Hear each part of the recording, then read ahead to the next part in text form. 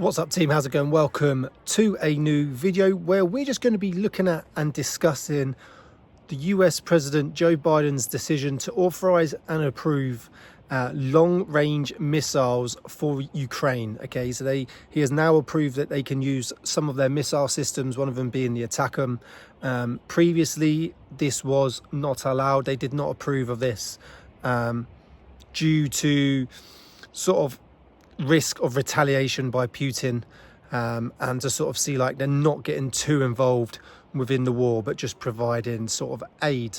But before we do that, make sure you like, share and subscribe to Combat Ready HQ. I thank you for all your support and your continued support. But getting into it then, there's a few reasons why this could be positive, there's a few reasons why this could be a negative, and then why is President Biden sort of agree to this now. The war has been going on for long enough now. You know, February next year we'll be coming up to 3 years, the Ukraine and Russia war. Ukrainians have advanced, then Russia have advanced, and it's sort of been a bit of a back and forwards. Both have been struggling with supply chains, ammunition, kit and equipment, clothing, but Russia do seem to be on the upper hand, but Ukraine are putting up a good defense. We've also seen recently that, you know, approximately 10,000 elite, they call it, North Korean troops have entered the war.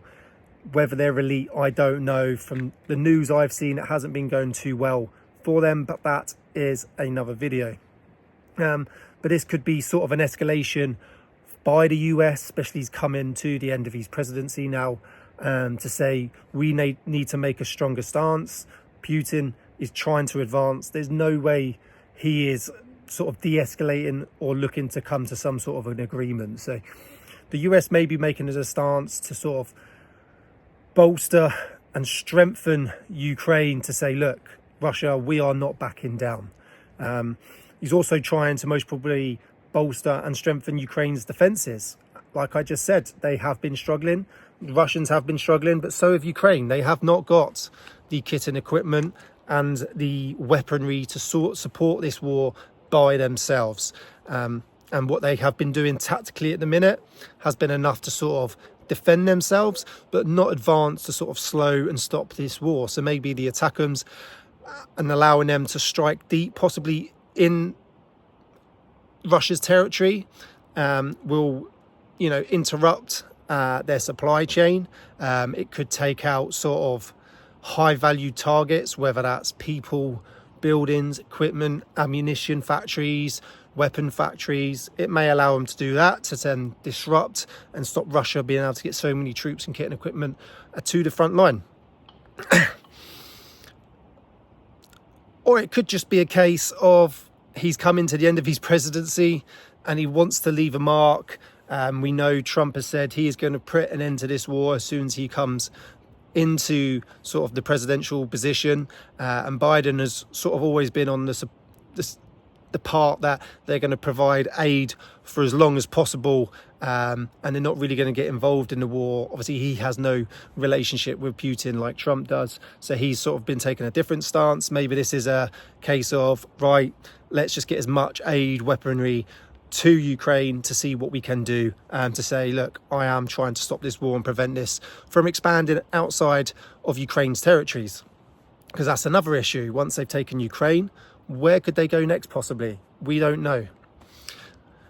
The other issues we've got though is that he has not provided so much support in such weaponry, due to the possible retaliation from Putin. We all know that Putin has threatened to press the big red button, as we call it, with the nuclear weaponry, nuclear warheads, missiles, to anyone who sort of gets too involved with Ukraine and Russia war. But now that North Korean troops have entered the war, has it now come to a point where the US are like, okay, we are going to get more involved. You can't just keep threatening this. You can't keep doing what you want to do. So we are going to provide more aid in different areas. As we know as well, Ukraine have constantly asked for more aid and more support throughout this war.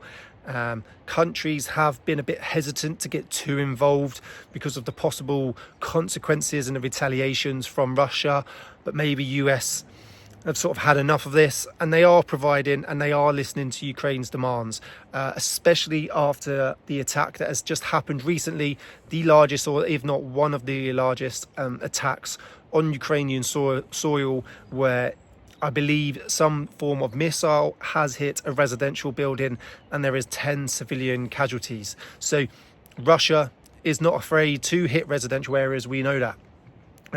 With these attackums, I think there's a bit of a restriction of what Ukraine can do, where they can sort of strike within the Kursk region and not go too far into Russia.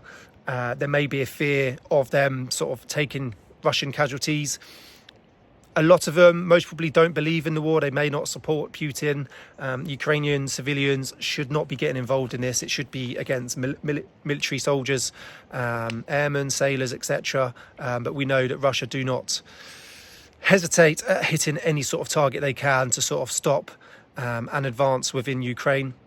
But we don't want Ukraine sort of just having free reign of such an advanced and dangerous weapon. It's got a range of approximately 200 miles with a devastating effect on the other end. So we do have to be careful of that. So there needs to be some sort of restrictions at first. And also these missiles are expensive. I don't know how much they are, but I know sort of a GMRS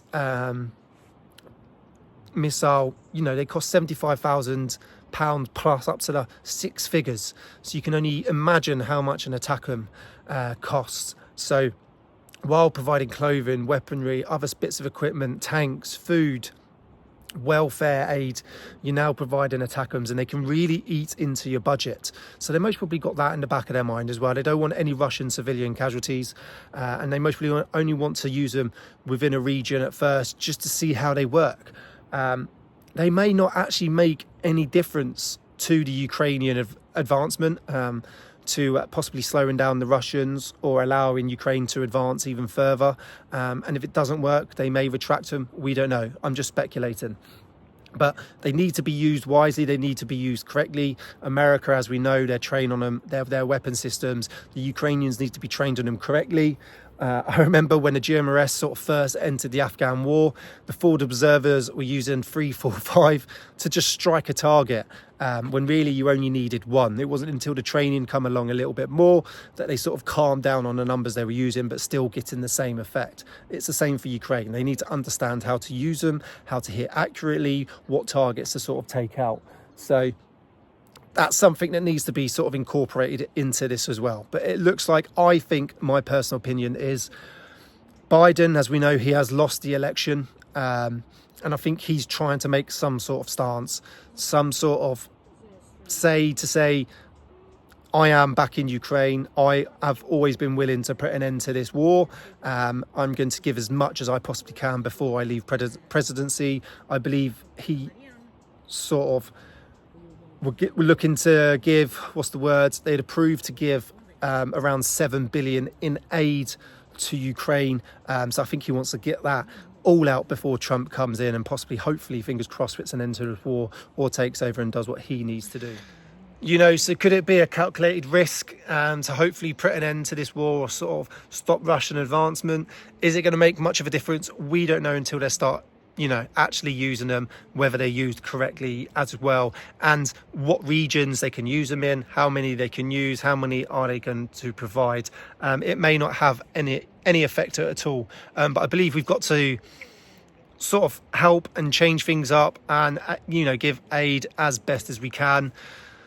And this is just another way. We all want the war to end. No one wants it to continue. So let's just see what happens. Biden might just be throwing everything he can just possibly at it, because his presidency is about to end. But we don't know until we see a little bit more of once they're being used. But it's good to see that everyone is trying to do what they can to support Ukraine.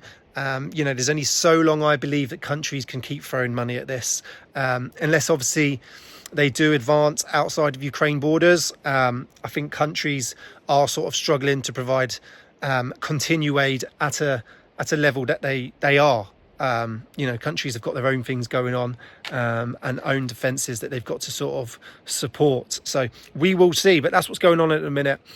Whether they're going to make a difference, we don't know. I'd love to hear what you've got to say in the comments section. But thanks for watching. Remember to like, share and subscribe, and I'll see you soon.